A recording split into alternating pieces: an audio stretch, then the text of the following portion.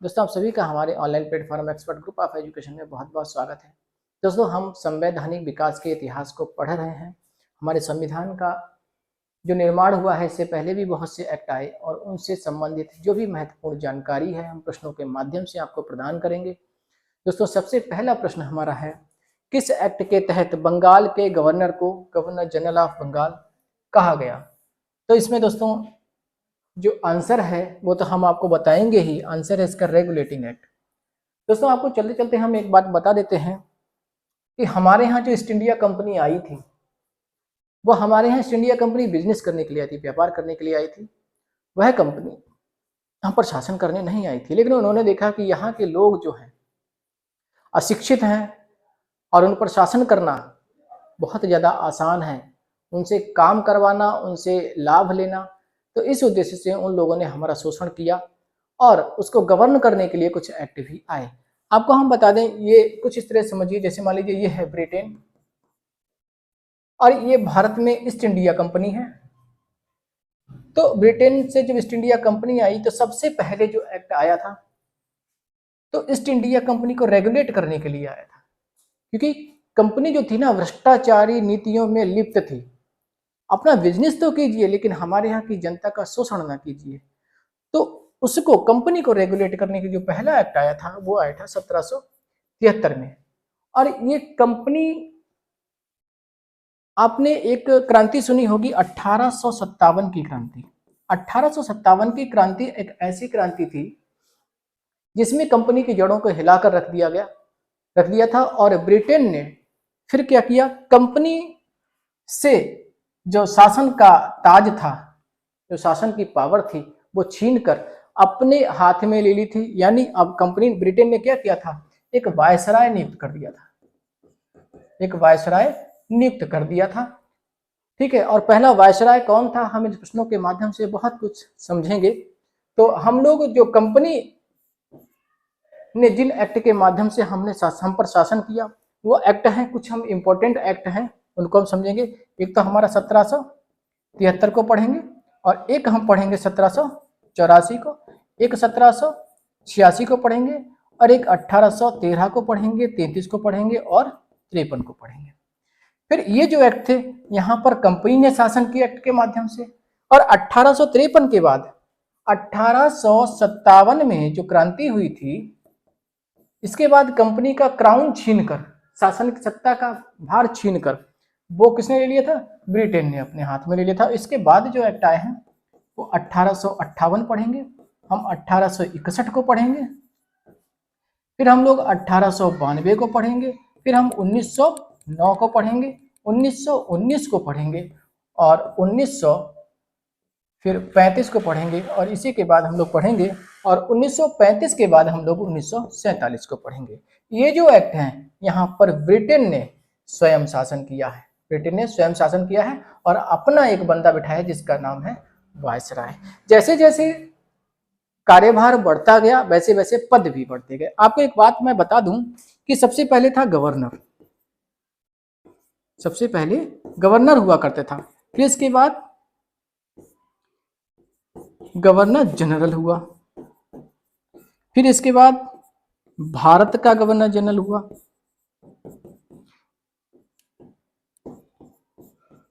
General, और इसके बाद फिर वायसराय बना।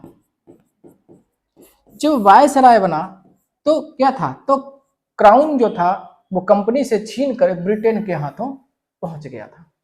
अब हम लोग ये कौन कौन से एक्ट में ये गवर्नर बना, किसमें गवर्नर जनरल बना, किसमें भारत का गवर्नर जनरल बना और किसमें वायसराय बना। तो दोस्तों रेगुलेटिंग एक्ट से संबंधित कुछ पॉइंट अगर हम आपको बताएं तो वो इस तरह से हैं। यह है कि भारत में जो गवर्नर था कौन, लॉर्ड क्लाइव। जो लॉर्ड क्लाइव था, भारत में बंगाल का जो गवर्नर था, जो लॉर्ड क्लाइव था, इसकी जगह पर वारेन हेस्टिंग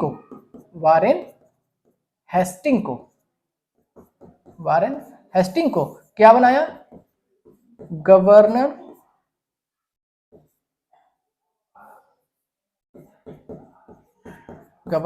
जनरल बनाया, जनरल।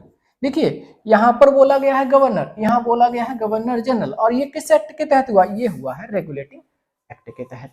और आपको एक बात बता दें, यहीं पर इसी रेगुलेटिंग एक्ट का ही प्रावधान है कि बंगाल प्रेसिडेंसी में, बंगाल प्रेसिडेंसी में मुंबई प्लस मद्रास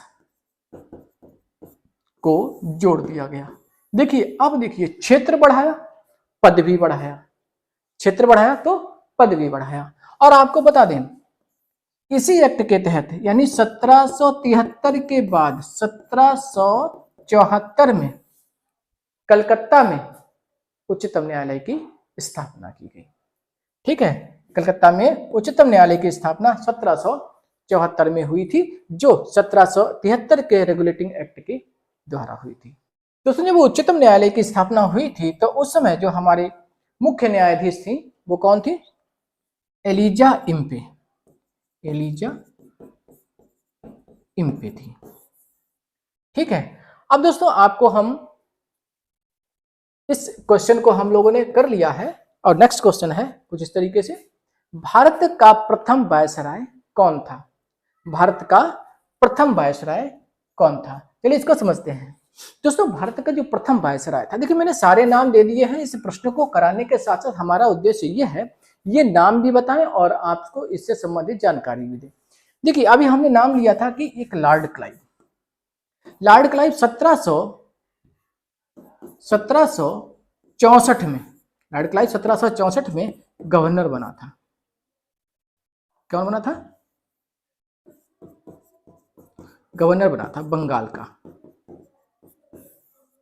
ठीक है, वारेन हेस्टिंग को गवर्नर जनरल ऑफ बंगाल बनाया था, गवर्नर जनरल।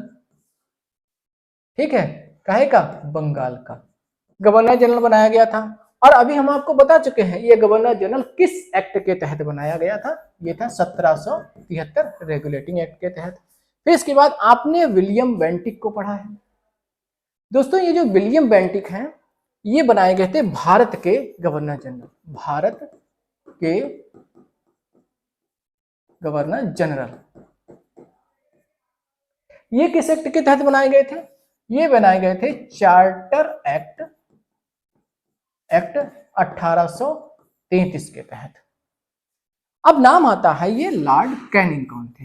ये लॉर्ड कैनिंग दोस्तों ये थे, लॉर्ड कैनिंग ये थे भारत के प्रथम वायसराय, भारत के प्रथम वायसराय।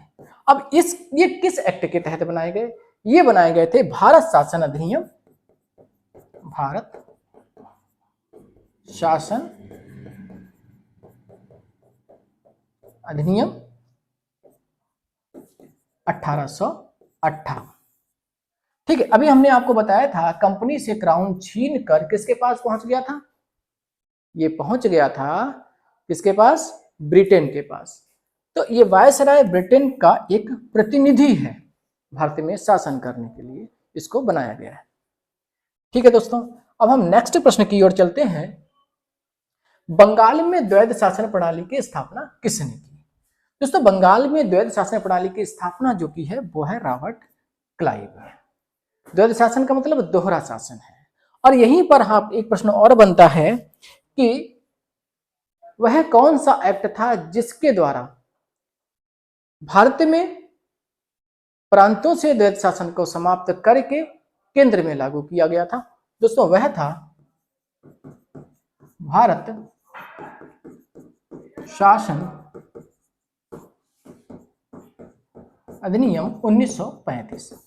इसमें क्या था? यानी द्वैध शासन को प्रांत से खत्म करके, यानी राज्यों से खत्म करके केंद्र में लागू किया गया था। दोस्तों ये एक ऐसा अधिनियम है जिसने हमारे संविधान निर्माण में एक महत्वपूर्ण भूमिका निभाई है। ठीक है दोस्तों, अब हम नेक्स्ट प्रश्न की ओर चलते हैं। राज्य के नीति निर्देशक तत्व किस देश के संविधान से लिए गए हैं? दोस्तों राज्य के नीति निर्देशक तत्व जो है वो आयरलैंड के संविधान से लिए गए हैं। अब ये जो हमने पॉइंट दिए हैं, ये जो देशों के नाम दिए हैं, यहाँ से जो इंपॉर्टेंट प्रश्न बनेगा, देखिए नीति निषेध तत्व आए हैं यहां से। ब्रिटेन से लिया गया है एकल नागरिकता, एकल नागरिकता, और द्विसदनात्मक व्यवस्था।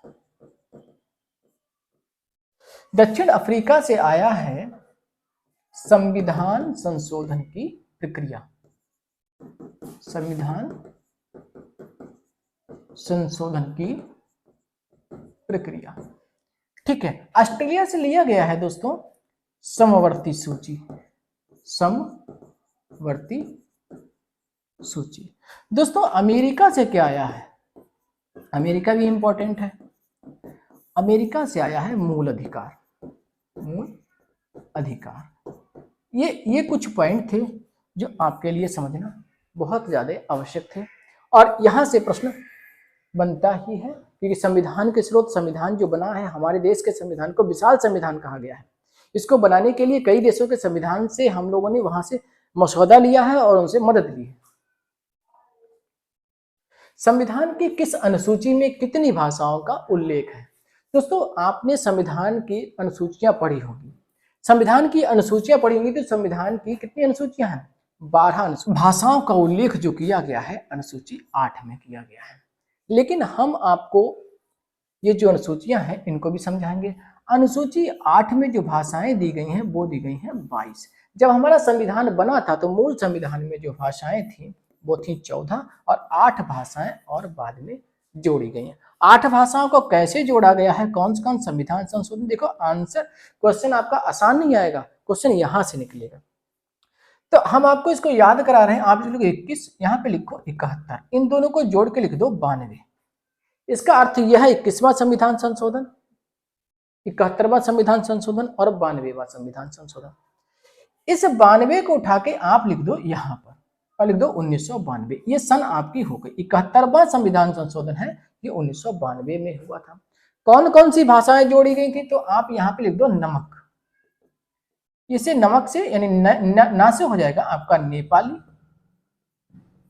मा से हो जाएगा आपका मणिपुरी और का से हो जाएगा आपका कोंकणी।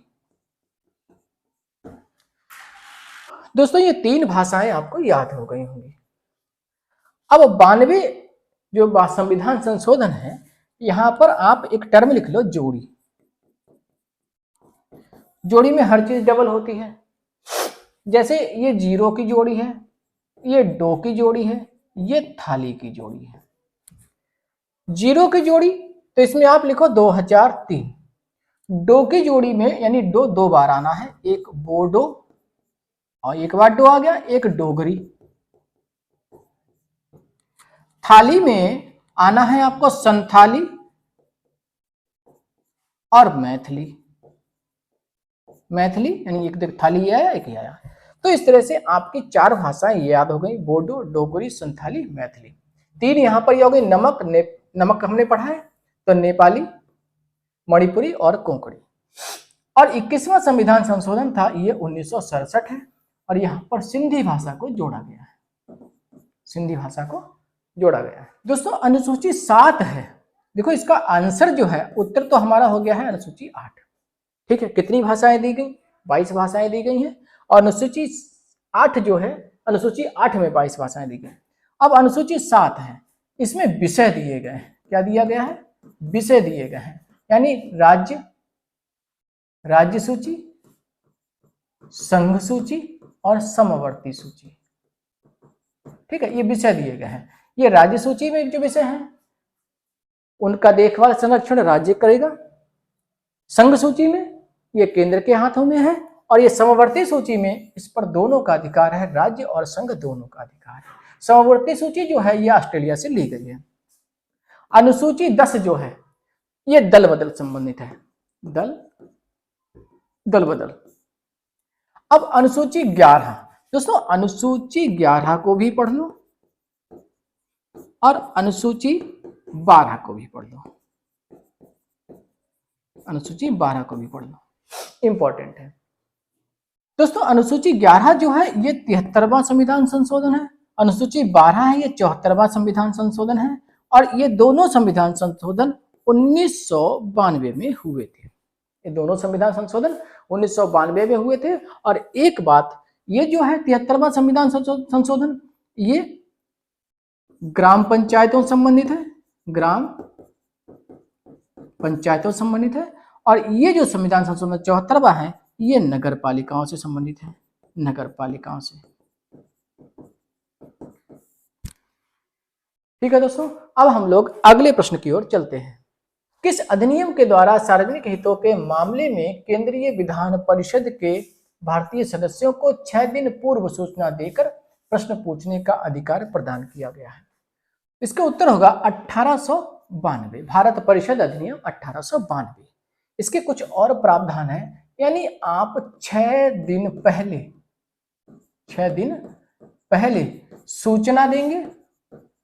सूचना देंगे और फिर प्रश्न पूछेंगे, तो ये तो अधिकार मिल गया। और दूसरा अधिकार जो हमको नहीं मिला, कौन सा नहीं मिला, यानी पूरक प्रश्न पूछने का अधिकार नहीं था।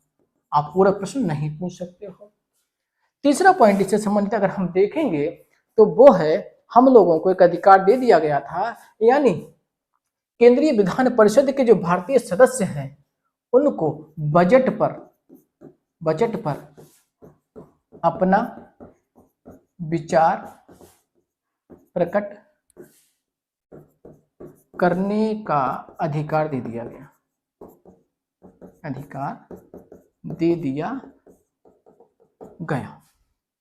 ठीक है, चलिए आगे चलते हैं। किस एक्ट के माध्यम से कंपनी के राजनीतिक और व्यापारिक कार्य अलग अलग कर दिए गए? दोस्तों, ये जो एक्ट था पिट्स इंडिया एक्ट जो आया था वो 1784 में आया था। इसके द्वारा किया गया था, इसको हम लोग एक्ट ऑफ सेटलमेंट भी बोलते हैं। रेगुलेटिंग एक्ट के बाद रेगुलेटिंग एक्ट की कुछ कमियों को दूर करने के लिए ये एक्ट लाया गया था। दोस्तों, इसमें कंपनी पर कंट्रोल को और बढ़ाया गया। तो इसमें क्या था, आप इसको इस तरह से याद समझ सकते हैं, कंपनी के राजनीतिक और व्यापारिक मामले अलग अलग कर दिए गए। कंपनी के जो राजनीतिक मामले थे, राजनीतिक मामलों के लिए जो बनाया गया था बोर्ड ऑफ कंट्रोल,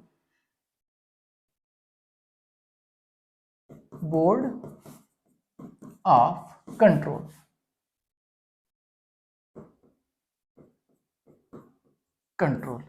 और जो व्यापारिक मामले थे इनके लिए बनाया गया था कोर्ट लिखा है दोस्तों, कोर्ट लिखा है ये, कोर्ट ऑफ डायरेक्टर बनाया गया। ठीक है, चलिए आगे चलते हैं। किस एक्ट के माध्यम से प्रथम बार शिक्षा पर प्रतिवर्ष 1 लाख रुपए खर्च करने का प्रावधान किया गया? दोस्तों, यहां पर आप देख रहे होंगे चार्टर एक्ट 1813। हम लोग रेगुलेटिंग एक्ट को पढ़ चुके हैं, पिट्स इंडिया एक्ट को पढ़ चुके हैं, हम लोग चार्टर एक्ट 1813। चार्टर एक्ट 1813 में क्या था, सबसे पहले तो हम इसके कुछ पॉइंट लिखा दे रहे हैं। पहला पॉइंट यह है, कंपनी का एकाधिकार समाप्त। एकाधिकार कौन सा? व्यापारिक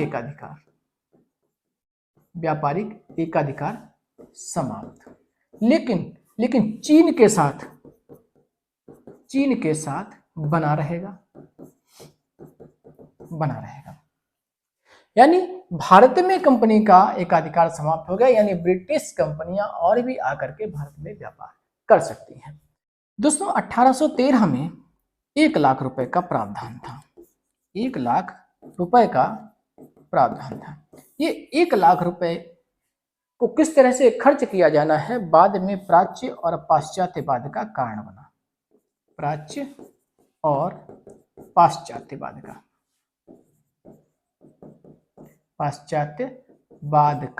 कारण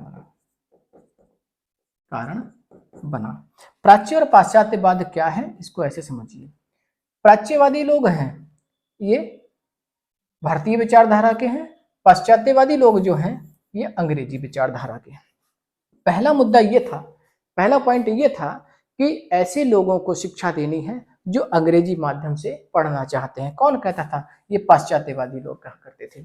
और प्राच्यवादी लोग कहते थे कि उन पर 1 लाख रुपए खर्च कीजिए जो हिंदी माध्यम से पढ़ना चाहते हैं। यानी भारतीय भाषाओं का संवर्धन होना चाहिए, भारतीय भाषाओं को सीखें हम लोग। ठीक है। दूसरा पॉइंट ये था, यहाँ पर साहित्य के संरक्षण और उसके पब्लिकेशन की बात हुई। तो ये जो प्राच्यवादी लोग थे यानी भारतीय लोग थे, भारतीय विचारधारा के थे, वो कहते थे ऐसे साहित्य को आप छापिए, ऐसे साहित्य को बढ़ावा दीजिए जो भारतीय भाषाओं में लिखा गया है। पाश्चात्यवादी लोग थे, वो कहते थे ऐसे साहित्य को बढ़ावा दीजिए जो अंग्रेजी भाषा में लिखा गया है। यहीं पर जो विद्वानों के संरक्षण की बात आई थी, तो इसमें कहा गया था ऐसे विद्वानों को संरक्षण दीजिए जो अंग्रेजी भाषा में साहित्य को लिखा है, जिन्होंने, वो पाश्चात्यवादियों की विचारधारा थी। और प्राच्यवादियों की विचारधारा ये थी ऐसे साहित्य को आप बढ़ावा दीजिए, ऐसे साहित्य के विद्वानों को बढ़ावा दीजिए, संरक्षित कीजिए जिन्होंने हमारे भारतीय भाषाओं में साहित्य को लिखा है। तो ये प्राच्य पाश्चात्यवाद का विवाद जो है वो चलता रहा और 1833 में लॉर्ड मैकाले ने आकर के इसको और गहरा दिया, इसको और बढ़ा दिया। फिर 1854 में चार्ल्स वुड आए। उन्होंने वुड का घोषणा पत्र, जिसको हम लोग वुड का मैग्ना कार्टा भी बोल देते हैं, तो उसने आकर के कुछ हद तक इसको शांत किया था। बता रहे हैं कि यहाँ से देखिए आप 20 साल का अंतर है, ये 20 साल तक प्राच्य और पाश्चात्य विवाद ब्रिटेन के पार्लियामेंट में ये चलता रहा। चलिए दोस्तों, हम अगला प्रश्न करते हैं। संविधान सभा के अस्थायी अध्यक्ष कौन थे? दोस्तों ये प्रश्न अब तो लगभग सबको याद ही होता है। जो संविधान सभा के अस्थायी अध्यक्ष थे वो डॉक्टर सच्चिदानंद सिन्हा थे। स्थायी अध्यक्ष थे तो ये तो हमारा इसका आंसर हो गया है। स्थायी अध्यक्ष थे तो डॉक्टर राजेंद्र प्रसाद स्थायी अध्यक्ष थे। एच.सी. मुखर्जी कौन थे? जी हमारे ये थे हमारे स्थायी उपाध्यक्ष। और फ्रैंक एंथोनी कौन थे? अस्थायी उपाध्यक्ष। ठीक है। और डॉक्टर राजेंद्र प्रसाद यह है स्थायी अध्यक्ष। ठीक है दोस्तों, चलिए अगले प्रश्न की ओर चलते हैं। भारतीय संविधान को कब अपनाया गया था? दोस्तों भारतीय संविधान लागू कब हुआ ये प्रश्न नहीं है, भारतीय संविधान कब अपनाया गया ये प्रश्न है। भारतीय संविधान जो हमारा अपनाया गया है वो 26 नवंबर 1949 को अपनाया गया। ठीक है। और लागू कब हुआ? ये लागू हुआ है 26 जनवरी 1950 को। बताते हैं 26 नवंबर 1949 को कुछ उपबंध इसके लागू भी हो गए थे, लेकिन पूर्ण रूप से गणतंत्र हम कब हुए थे? जब हमारा 26 जनवरी 1950 को संविधान को लागू कर दिया गया था। तो यहाँ पर प्रश्न है संविधान कब अपनाया गया? तो 26 नवंबर 1949 को अपनाया गया। अब यहाँ पर 2 तारीखें ये दी हुई हैं। ये 2 तारीखें कौन सी हैं? ये है संविधान सभा की प्रथम बैठक कब हुई थी? 9 दिसंबर 1946 को प्रथम बैठक हुई थी। और अंतिम बैठक 24 जनवरी 1950 को हुई थी। ये अंतिम बैठक हुई थी। ठीक है दोस्तों, चलिए संवैधानिक उपचारों के अधिकार यानी अनुच्छेद 32 को किसने संविधान की आत्मा कहा है? संवैधानिक उपचारों का अधिकार अनुच्छेद 32 को डॉक्टर बी.आर. अम्बेडकर ने क्या कहा है? संवैधानिक उपचारों का अधिकार कहा है। दोस्तों के.एम. मुंशी एक नाम है। हमने एक प्रश्न में जो पॉइंट डाले हैं कुछ ऐसे डाले हैं जो आपके लिए और भी प्रश्न बना देंगे और आपके लिए कुछ और भी पॉइंट्स याद हो जाएंगे, तो यहाँ से प्रश्न बन सकता है। ये इंपॉर्टेंट कुछ नाम है। के.एम. मुंशी ने संविधान की जो उद्देशिका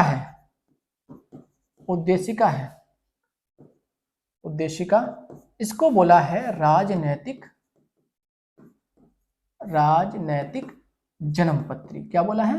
राजनैतिक यानी संविधान की उद्देशिका को राजनैतिक जन्मपत्री बोला है। ठीक है। और यहाँ पर पंडित ठाकुरदास भार्गव ने क्या बोला है? पंडित ठाकुरदास भार्गव ने प्रस्तावना को आत्मा कहा है। क्या है? आत्मा कहा है।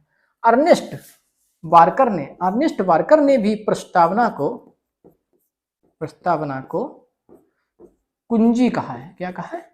कुंजी। ठीक है दोस्तों आशा है आपको ये प्रश्न अच्छे लगे होंगे। हमसे जुड़िए और ऐसे ही पढ़ते रहिए। हम आपके लिए इम्पोर्टेंट पॉइंट्स, इम्पोर्टेंट प्रश्न ऐसे ही लाते रहेंगे। आज की वीडियो को हम यहीं समाप्त करते हैं। आपका दिन शुभ हो। नमस्कार।